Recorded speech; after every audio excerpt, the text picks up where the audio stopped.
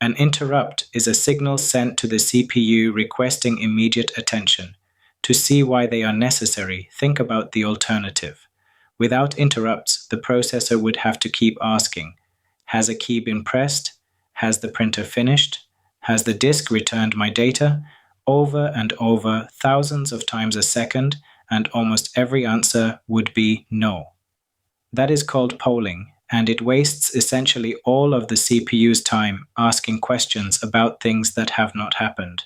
An interrupt inverts the arrangement.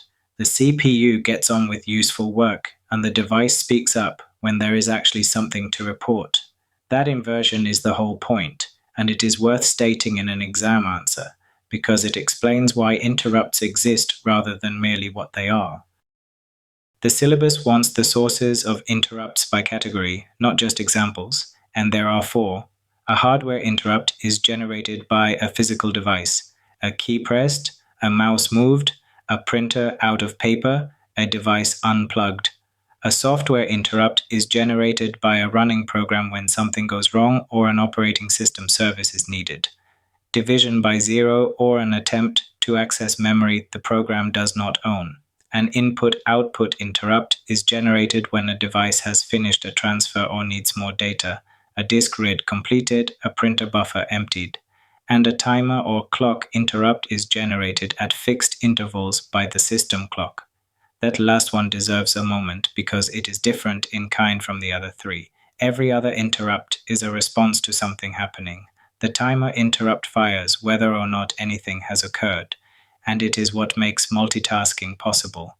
It periodically takes the CPU away from whatever process is running so the operating system can hand it to another. Without something forcibly reclaiming the processor at regular intervals, a single program could keep it forever, and nothing else would ever get a turn. So what actually happens when one arrives? We have already watched the fetch, decode, execute cycle running in topic 3.1, so let us interrupt it. Step 1. The CPU finishes the fetch, decode, execute cycle it is currently in. It does not stop halfway through an instruction. An interrupt is checked between instructions, not inside one, and that matters because a half-executed instruction would leave the machine in an inconsistent state. Step 2. Before starting the next cycle, the CPU checks whether any interrupt is pending. Step 3. If there is one, the current state is preserved. The contents of the registers, and crucially the program counter, are saved onto the stack. Watch the program counter in particular here, because it holds the address of the instruction that was about to run, the place to come back to. Step 4. The CPU identifies the source of the interrupt and loads the appropriate interrupt service routine, the ISR, which is the piece of code written to deal with that particular event. The ISR runs. Step 5. When it has finished, the saved state is loaded back from the stack, registers restored, program counter restored, and the original process resumes from exactly the instruction it was about to execute. And that is the part worth appreciating. The interrupted program has no idea anything happened. It did not pause as far as it is concerned. The value in the program counter went out to the stack and came back unchanged. So the very next instruction it runs is the one it was always going to run next. One complication the page now covers: interrupts do not all matter equally, so each is given a priority. If an interrupt arrives while another is already being serviced, the CPU compares the two. If the new one is higher priority, the routine currently running is itself suspended, its state saved in exactly the same way, and the more urgent one is handled first. If it is lower or equal priority, it waits in a queue until the current routine finishes. That is why a power failure warning or a hardware fault is dealt with at once, while a printer asking for more data waits its turn. Without priorities, a trivial but very frequent interrupt could delay a critical one indefinitely. And notice that the mechanism for suspending an ISR is the same save to the stack we just watched, applied one level deeper.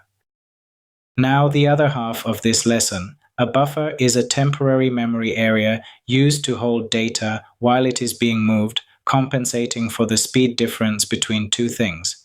And that phrase, speed difference, is the definition worth memorizing, because it explains every example. The CPU is enormously faster than a printer, a disk, or an internet connection. Without somewhere to put data in between, the fast thing would have to slow down to the pace of the slow thing. Streaming video is the example everyone has experienced. The video player downloads ahead of what you are watching into a buffer, so that a momentary dip in your connection does not stop the picture. When people say a video is buffering, they mean the buffer has run empty and playback has to wait for it to refill. And here's what exam questions actually ask about, because they rarely ask about either mechanism alone. They describe printing and expect you to explain how buffers and interrupts operate as one system. Follow it through. The user sends a document to print, and the CPU transfers the data into the printer buffer quickly because that is just a transfer between memory locations. The CPU is now free and it returns to other tasks. It does not sit and wait for a printer that is thousands of times slower than it is. The printer works through the buffer at its own pace. When the buffer is nearly empty, the printer sends an interrupt to the CPU asking for more data. The CPU saves what it was doing, refills the buffer, and resumes the interrupted task. And that cycle repeats until the document is finished. Now see why both parts are necessary. The buffer alone would not be enough because something has to tell the CPU when to refill it. And constantly checking would waste exactly the time the buffer was supposed to save. The interrupt alone would not be enough either, because with nowhere to put the data, the CPU would be feeding the printer one character at a time and would spend its life waiting. The buffer handles the speed difference. The interrupt handles the timing. 4 things to take into the exam. First, when you describe how an interrupt is handled, include the preservation and restoration steps explicitly, the registers and program counter saved to the stack and loaded back afterwards. Candidates routinely describe the ISR running and omit both ends, and those are usually 2 of the marks. Second, name the 4 sources by category: hardware, software, timer or clock, and input-output. Third, define a buffer as a temporary memory area that compensates for a speed difference between 2 components, not just as somewhere data is stored, which is true of everything. And fourth, in a printing question, describe both mechanisms together and in order. Data into the buffer, CPU returns to other work, buffer empties, interrupt sent, buffer refilled, repeat. That sequence is the answer to a question that appears in some form nearly every year.